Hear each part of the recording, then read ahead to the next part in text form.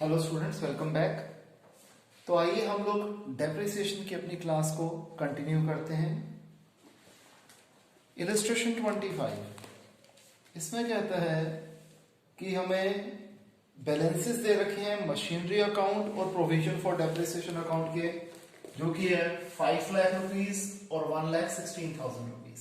मैंने question short में लिख ही दिया है। डेप्रिसिएशन लगाना है 20% per annum diminishing balance method पे।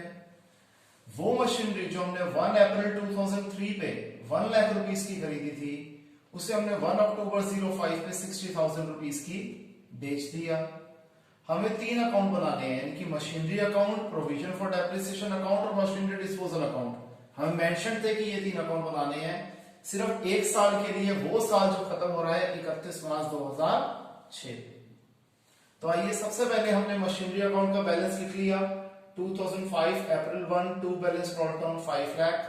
और प्रोविजन फॉर डेप्रिसिएशन अकाउंट ये लायबिलिटी है तो क्रेडिट बैलेंस होगा 2005 April 1 by balance brought down 1,16,000। अब सबसे पहले जो मशीनरी हमने बेची हम उसकी कैलकुलेशन को समझ लेते हैं। ये मशीनरी हमने 1 अप्रैल 03 पे खरीदी थी और बेची है 1 अक्टूबर 05 पे। तो पहला अकाउंटिंग ईयर था 1 अप्रैल 03 से 31 मार्च 2004, फिर 1 अप्रैल 2004 से 31 मार्च 2005 और तीसरा अकाउंटिंग ईयर हो गया 1 अप्रैल 2005 से 31 मार्च 2006। यहां पर हम कैलकुलेशन कर रहे हैं depreciation on sold machinery. 1 lakh रुपए की मशीनरी थी, फर्स्ट ईयर में 20% डेप्रिसिएशन पूरे साल का 20,000 रुपए। अब डिमिनिशिंग बैलेंस मेथड है तो अगले साल क्या हो जाएगा, मशीनरी की वैल्यू रह जाएगी 1 लाख में से 20,000 कम कर दो 80,000 रुपए। 80,000 के ऊपर 20% डेप्रिसिएशन पूरे साल का 16,000 रुपए। तो थर्ड ईयर में मशीनरी की वैल्यू क्या रह गई, 80,000 माइनस 16,000 दैट इज 64,000। इस अकाउंटिंग ईयर में ये मशीनरी 6 महीने चल रही है तो 64,000 का 20% डेप्रिसिएशन 6 महीने के लिए ये आ गया 6,400। क्लियर है। अब समझते हैं हम कि ये जो मशीनरी हमने बेची है, हम मशीनरी अकाउंट में लिख देंगे 2005 अक्टूबर 1 पे bye machinery disposal account 1 lakh. यहां से हमने पूरी 1 लाख रुपए की मशीनरी हटा दी। जो हम मशीनरी के ऊपर डेप्रिसिएशन लगाएंगे, कितने की बिकी, फायदा हुआ या नुकसान हुआ, ये सब कहां पर आता है, मशीनरी डिस्पोजल अकाउंट में आता है।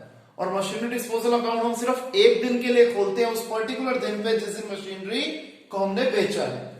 तो मशीनरी डिस्पोजल अकाउंट में 2005 अक्टूबर 1 पे हमने क्या लिख दिया, टू मशीनरी अकाउंट, जो हमने यहां पर बैलेंस यहां से इधर ट्रांसफर कर दिया।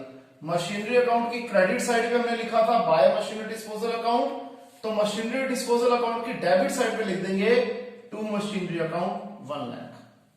अब ये जो हमने मशीनरी बेची है इसके ऊपर टोटल डेप्रिसिएशन कितना था, 20,000, 16,000, 6,400। इसका टोटल कर दोगे तो क्या आ जाएगा 42,400। तो हमने लिख दिया बाय प्रोविजन फॉर डेप्रिसिएशन 42,400। और ये मशीनरी हमने बेची कितने की थी, 60,000 की बेची थी। तो आप समझिए 1 लाख वाली मशीनरी के ऊपर डेप्रिसिएशन कितना है 42,400। तो ये मशीनरी कितने की रह गई, 57,600 की रह गई, जिसे हमने बेचा कितने का, 60,000 रुपए का। 57,600 वाली चीज अगर हमने 60,000 की बेची तो हमें 2,400 का प्रॉफिट हुआ। तो हमने लिख दिया to P&L gain on sale 2,400। तो हमारा ये मशीनरी डिस्पोजल अकाउंट पूरे का पूरा क्लोज हो गया। अब जो हमारा पहला अकाउंट था जिसे हम कहते हैं मशीनरी अकाउंट, उसमें कुछ खास होता ही नहीं है। 5 लाख की मशीनरी थी, 1 लाख की मशीनरी हमने बेच दी, 4 लाख की मशीनरी रह गई। ये कैरिंग डाउन, अगले साल का ब्रॉट डाउन। तो हमारा मशीनरी अकाउंट भी क्लोज हो गया। अब मेन जो पार्ट जिसमें हमने ध्यान देना है वो है प्रोविजन फॉर डेप्रिसिएशन अकाउंट। इसमें हम क्या करेंगे, सबसे पहले जो हमने मशीनरी बेची है उसके ऊपर डेप्रिसिएशन हमने इस अकाउंटिंग ईयर में कितना लगाया है, 6,400। तो यहां लिख दिया बाय डेप्रिसिएशन अकाउंट, यहां पर आप लिख देना मशीनरी सोल्ड कितने, 6,400। अब ट्रिक समझिए डेप्रिसिएशन की।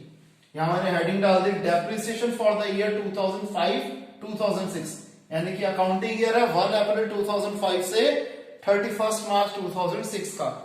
इसमें हमने कैलकुलेशन क्या करनी है, जो ओपनिंग बैलेंस था वो था 1,16,000, इसमें हमने जो मशीनरी बेची उसके ऊपर जो डेप्रिसिएशन लगा 6,400 हमने ऐड कर दिया, टोटल हो गया 1,22,400। जो हमने मशीनरी बेची थी इसके ऊपर टोटल डेप्रिसिएशन कितना था 42,400, वो इसमें से सब्ट्रैक्ट कर दो, तो यानी कि जो मशीनरीज अनसोल्ड है यानी कि रिमेनिंग मशीनरीज है उसके ऊपर डेप्रिसिएशन टिल डेट क्या लगा हुआ है, इसका डिफरेंस यानी कि 80,000 रुपीज।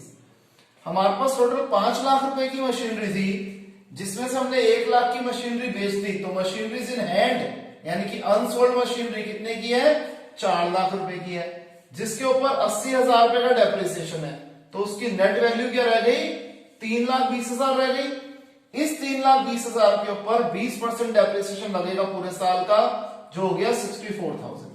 हमने यहां लिख देंगे 2006 मार्च 31 बाय डेप्रिसिएशन अकाउंट 64,000। इसका टोटल कर दिया, ये आ गया 186,400। यहां पर हम क्या लिखेंगे डेबिट साइड पे 2005 अक्टूबर 1 टू मशीनरी डिस्पोजल अकाउंट 42,400 जितना जो हमने मशीनरी बेची थी उसके ऊपर टिल डेट डेप्रिसिएशन इतना था। अब 186,400 में से 42,400 निकाल दो तो बैलेंस कैरिंग डाउन आ गया 1,44,000, जो कि हमारा नेक्स्ट ईयर का ओपनिंग बैलेंस बन जाएगा, यानी कि bye balance brought down 1,44,000। Clear है स्टूडेंट्स, इसे कॉपी कीजिए।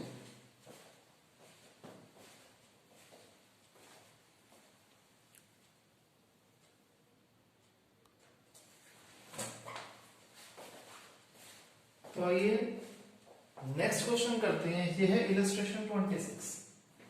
1 अप्रैल 17 पे हमने एक मशीनरी खरीदी 1 लाख रुपीस की।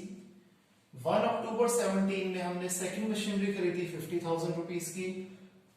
1 अक्टूबर 18 पे हमने फर्स्ट मशीनरी बेच दी 40,000 रुपए की। डेप्रिसिएशन चार्ज करना है 10% per annum original cost method पे। अकाउंट्स क्लोज होते हैं 31 मार्च पे।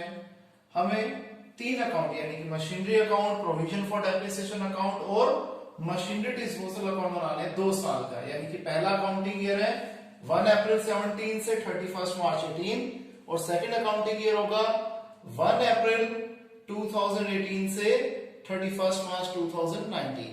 तो आइए पहले वर्किंग नोट्स देख लेते हैं।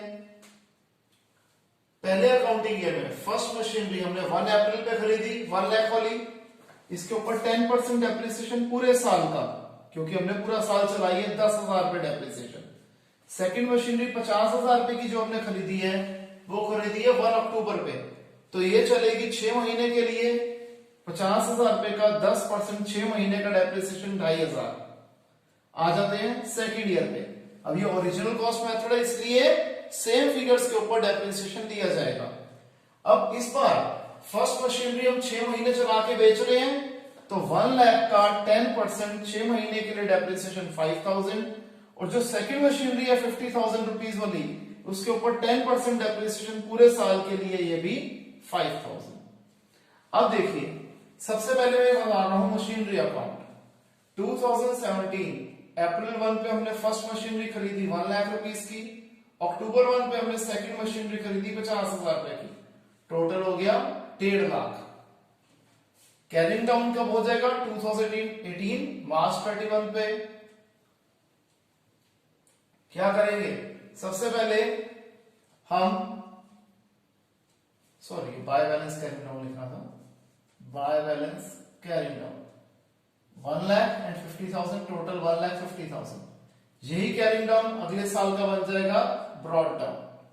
अब इस साल हमने फर्स्ट मशीनरी को बेच दिया 2018 अक्टूबर 1 पे कितने की 1 लाख रुपए की जो थी, हमने वो वाली मशीनरी बेच दी।